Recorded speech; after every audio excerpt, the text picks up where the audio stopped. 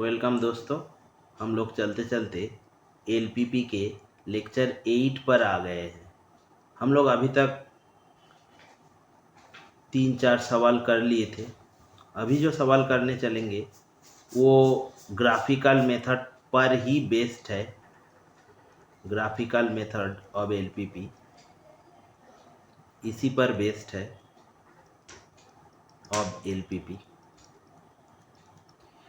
इस मेथड पर जब ये सवाल आया था 2022 सीएसआईआर में, सिंगल चॉइस क्वेश्चन था, तब कुछ लोगों को ये समझने में दिक्कत हुआ था कि यहाँ पे 3 वेरिएबल देखिए, एक्स वाई जेड तीनों दिख रहा है, लेकिन कैसे ये ग्राफिकल हो सकता है, क्योंकि ग्राफिकल में तो एक्स और वाई दोनों ही एक्सिस था हम लोगों के पास। इसलिए हम लोगों को थोड़ा एक कॉन्सेप्ट में जाना पड़ेगा और वो कॉन्सेप्ट का नाम है डुअलिटी थ्योरी। जिन लोगों के पास लीनियर अलजेब्रा नाम का टॉपिक डिटेल्स में था, पढ़ चुके हैं जिन लोगों ने, आप लोग जानते हैं कि किसी भी वेक्टर स्पेस के साथ एक डुअल स्पेस हमेशा होता है। हमेशा जब कभी भी आपके पास एक वेक्टर स्पेस होगा तो उसके साथ एक डुअल स्पेस होगा। तो ये लीनियर अलजेब्रा में आप लोग देखते हैं, लेकिन यहाँ पर जो डुअलिटी थ्योरी है वो बराबर इस आइडिया को लेके चलता है, जो वेक्टर स्पेस और उसका डुअल स्पेस। मान के चलिए किसी भी फैक्ट्री, ये लेक्चर बहुत ही फंडामेंटल लेक्चर है, ज़रा धैर्य के साथ इसको देखिएगा। एक बार समझ लेंगे तो इस टाइप का प्रॉब्लम आने वाले दिन में आप लोगों को जल्दी हो जाएगा। तो मान लीजिए किसी भी फैक्ट्री में कोई भी प्रोडक्ट बन रहा है और जब वो प्रोडक्ट बाहर मार्केट में जाएगा तो उस फैक्ट्री का ये टारगेट रहेगा कि वहाँ से जितना भी लाभ हो रहा है उसको मैक्स किया जाए। क्लियर? लेकिन सोचिए तो एक बार, मार्केट में कौन लोग आते हैं? उसी चीज़ को खरीदने के लिए तो आदमी आएगा। तब जब आदमी आएगा वो क्या कोशिश करेगा, ये जो उनका प्रोडक्ट जब खरीदने के टाइम पर मिनिमम पैसे से वो खरीद कर घर ले जाए। ठीक? तो जब कभी भी कोई मालिक फैक्ट्री में अपना लाभ मैक्सिमम करना चाह रहा है, उसी समय एक दूसरे आइडिया भी उसके साथ जुड़ा हुआ है। तो जो कोई भी उसको खरीदना चाहता है और चाहती है, वो क्या करेगा और क्या करेगी, हमेशा उसको मिनिमम प्राइस में घर ले आएगी। इसीलिए ये मिनिमाइजेशन प्रॉब्लम को एलपीपी में कुछ लोग हाउस वाइफ थ्योरी से भी, हाउस वाइफ थ्योरी ऐसे ही बना हुआ है ये टॉपिक, ऐसे ही इसको सोचते हैं। क्यों हाउस वाइफ थ्योरी? देखिए, एक हाउस वाइफ अगर मार्केट में गई और उन्होंने देखी कि एक जगह बहुत से सारे चीज़ बिक रहा है, जहाँ 2 टूथब्रश, ये तो उस हाउसवाइफ का डिमांड था, लेकिन उसके साथ एक फ्री में दे रहा है। ठीक? तो वो क्या करेगी, तुरंत उसको उठा लेगी, क्योंकि 2 से उस महीने का काम चल जाएगा और आधा में, एक में बाकी आधा महीना भी हो जाएगा। इसलिए इस मिनिमाइजेशन कॉन्सेप्ट इस हाउसवाइफ के साथ बहुत इंटरेस्टिंगली जुड़ा हुआ है। ठीक? तो मान के चलिए जो इम्पोर्टेंट बात है वो है, जब कभी भी किसी प्रॉब्लम का एलपीपी में चर्चा किया जाएगा, उसके साथ इनबिल्ट एक डुअल प्रॉब्लम भी होगा और उसको कैसे लिखा जाता है, इसी में इस प्रॉब्लम का सल्यूशन निकल के सामने आ जाएगा। देखिए तो क्या दिया हुआ है, minimise 14x plus 9y plus 4z, और उसके साथ 2 कॉन्स्टेंट्स जहाँ पे 3 वेरिएबल है। जब हम डुअल को लिखेंगे कितने कॉन्स्टेंट्स दिख रहा है आपको? 2। तो इसका डुअल वेरिएबल होगा, सिंपली डुअल वेरिएबल्स ये होगा 2। नंबर ऑफ डुअल वेरिएबल्स ये कितना होगा? 2। मान के चलिए वो एक है x1, एक है x2। तो इसका डुअल कैसे लिखेंगे, ये कह रहा है थ्योरी। डुअल लिखने के लिए आप यहाँ पे मिनिमाइजेशन प्रॉब्लम है, ठीक। तो एक बार देख लीजिए सारे कॉन्स्टेंट्स, ये देख लीजिए बहुत ही इंपॉर्टेंट बात है। मिनिमाइजेशन प्रॉब्लम के लिए सारे कॉन्स्टेंट्स को ग्रेटर इक्वल टू टाइप होना चाहिए, और मैक्सिमम प्रॉब्लम के लिए लेस और लेस इक्वल टू। तो इनमें से किसी एक को आप याद करके रखिए, तो दूसरा अपने आप आ जाएगा। तो अगर मिनिमाइजेशन प्रॉब्लम में ग्रेटर इक्वल टू दिख रहा है यस, तब ग्रेटर इक्वल टू दिखेगा।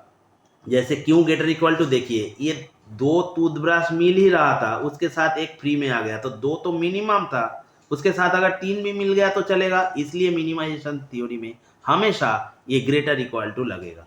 और इस टाइप का प्रॉब्लम होता है स्टैंडर्ड एलपीपी।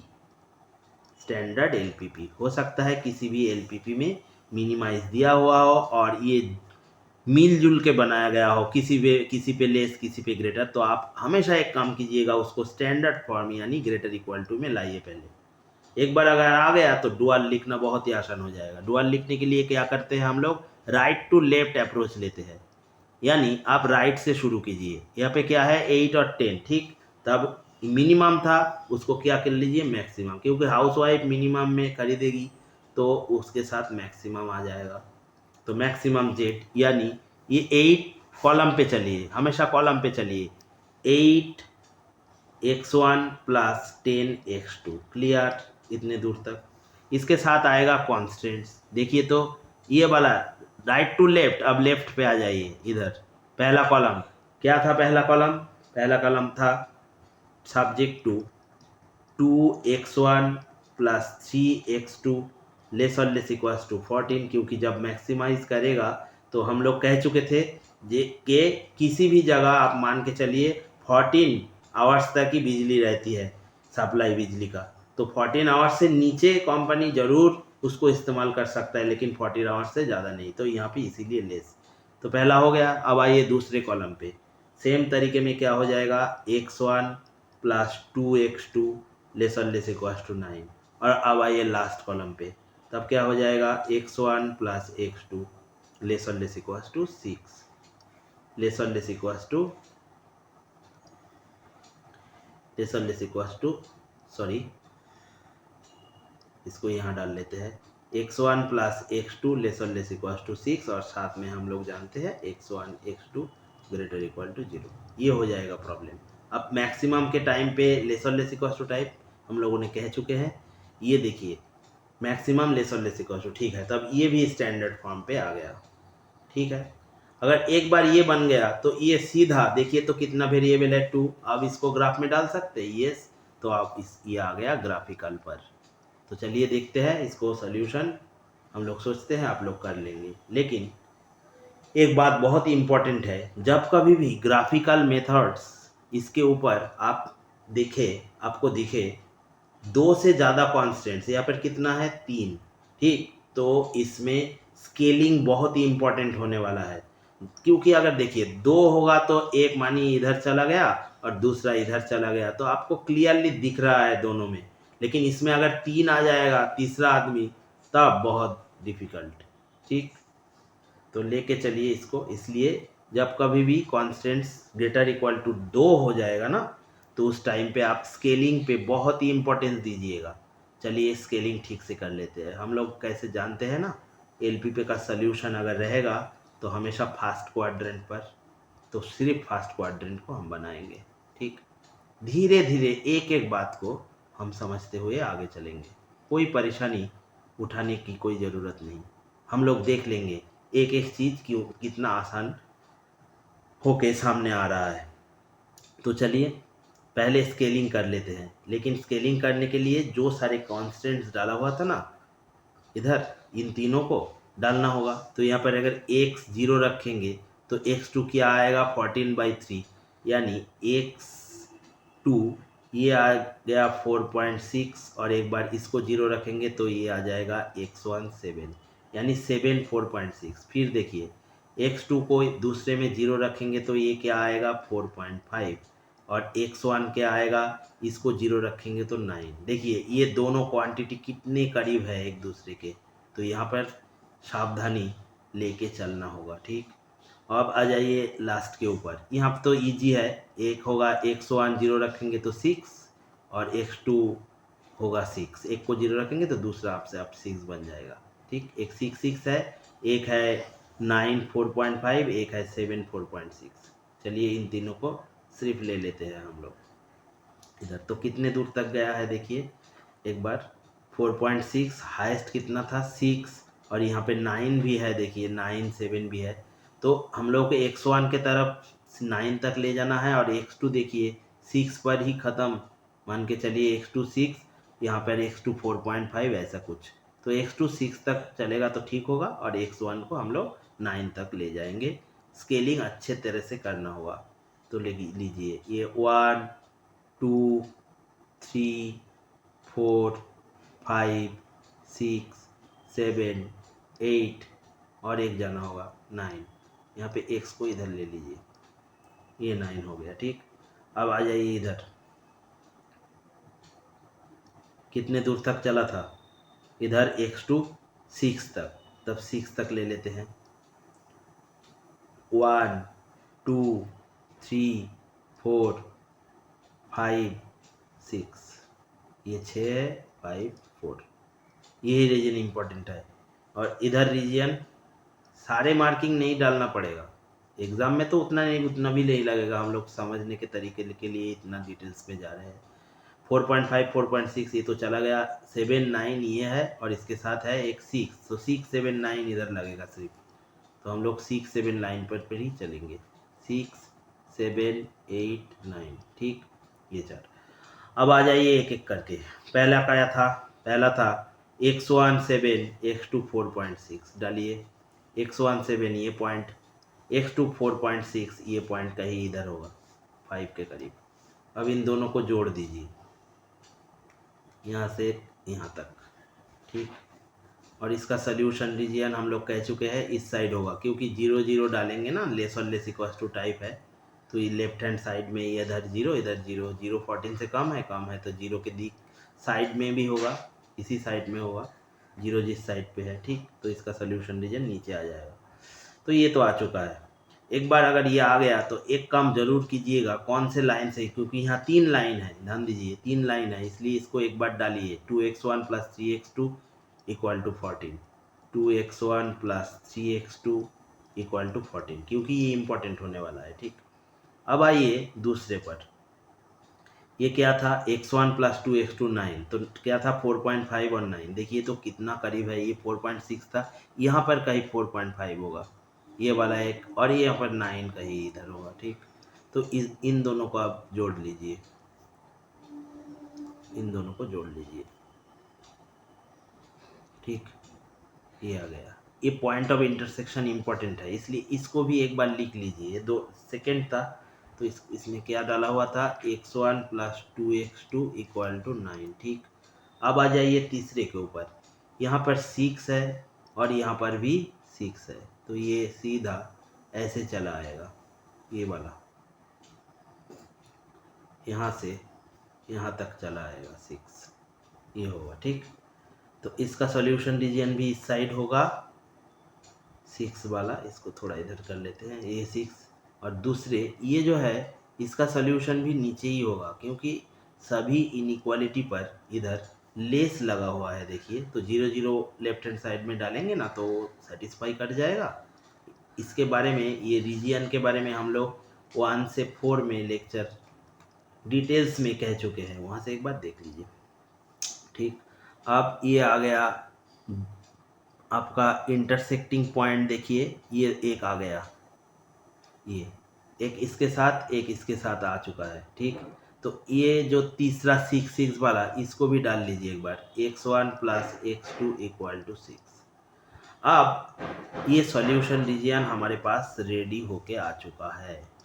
इसको एक बार पॉइंट्स को हम लोग एक बार मार्क कर लेते हैं। ये पॉइंट है, ये पॉइंट नीचे वाला है, ये एक पॉइंट है, ये एक पॉइंट है, और ये एक पॉइंट है। यही हम लोगों का सॉल्यूशन रीजियन इधर ही होगा, तीनों को क्योंकि सेटिस्फाई कर रहा है यही रीजियन। ठीक, अब एक काम कीजिए, अगर हम लोग एक एक करके ये सारे पॉइंट में चेक करने लग जाएंगे तो प्रोसेस लेंदी हो जाएगा, इसलिए हम लोग प्रॉफिट लाइन टेक्निक अपनाएंगे। हम लोग कह चुके हैं बार बार, हम लोग इंटर डिसिप्लिनरी अप्रोच को लेके चलेंगे, यानी 2-3 आइडिया एक साथ जो जुड़ा हुआ है उसको एक एक के लेके चलना है, क्योंकि हम लोगों को आसानी होगा।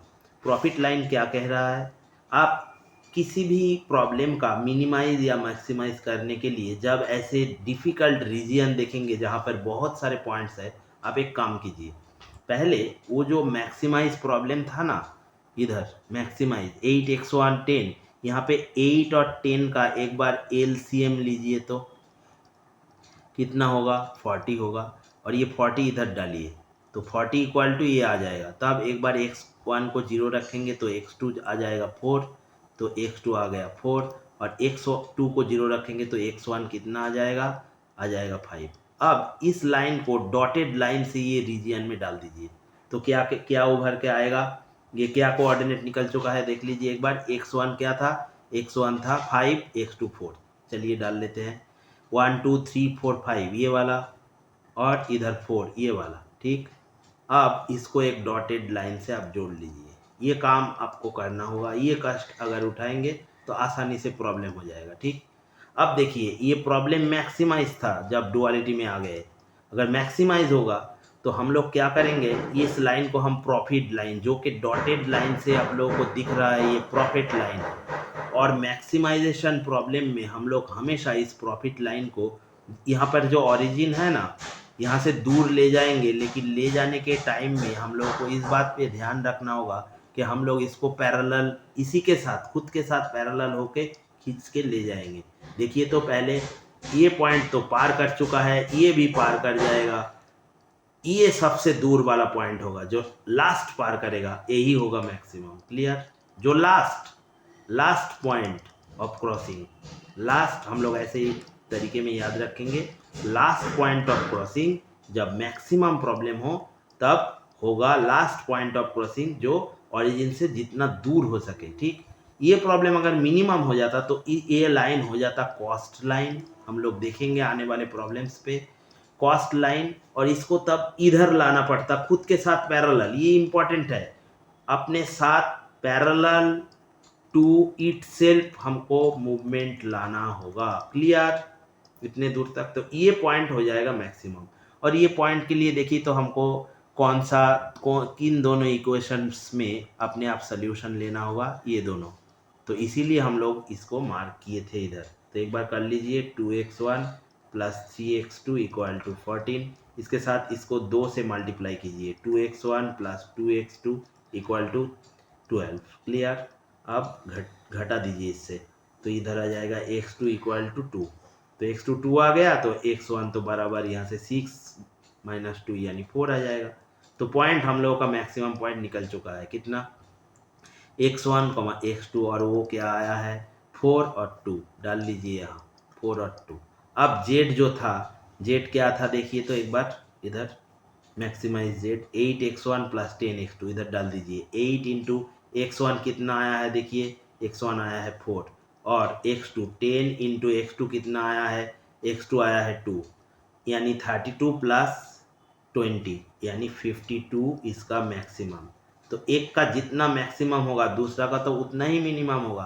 तो इधर क्या पूछा था इसका, देखिए इधर क्या पूछा था, which of the optimal value of the neither maximum not minimum, that was tricky, इसलिए इस ट्रिक्स को हम लोगों को अपनानी पड़ा, ठीक है। तो इधर 52 है, 48 है, 50 है, 56 है, तो 52 ये हो जाएगा सीधा सवाल का आंसर, ठीक। तो बाकी सभी चला जाएगा। 4.75 मार्क्स का था नहीं, ये 4.75 में नहीं था, तो सिंगल चॉइस था, SCQ था, SCQ ये 3 मार्क्स का था, तो एक ही ऑप्शन सही है, और ऐसे भी एक ही ऑप्शन ही करेक्ट है। यहाँ पे हम लोग देखे हैं 52 इसका आंसर हो जाएगा। तो ये प्रॉब्लम बड़ा ही शानदार प्रॉब्लम था, जहाँ पे डुअलिटी का कॉन्सेप्ट हम लोग कह चुके हैं इंटरडिसिप्लिनरी। आने वाले दिन में भी हम लोग इसी मेथड को लेके चलेंगे, जितने सारे आइडिया एक एक प्रॉब्लम के साथ जुड़ा हुआ है हम लोग एक एक करके डिस्कस कर लेंगे, ठीक है। और आप में से किसी को भी कोई भी परेशानी होगा तो हम लोग के व्हाट्सएप नंबर पे आप लोग ये प्रॉब्लम हम लोगों के पास डाल सकते हैं। आप लोगों का कोई भी क्वारी होगा तो व्हाट्सएप नंबर पे डालिएगा, यहाँ से हम लोग कोशिश करेंगे, जैसे आप लोगों के डिमांड है उस डिमांड के मुताबिक अप्लाइड मैथ्स के सारे टॉपिक को धीरे धीरे कवर करते हुए चलेंगे। तो आने वाले दिन आपके लिए अच्छा हो। आज इतना ही। Good bye.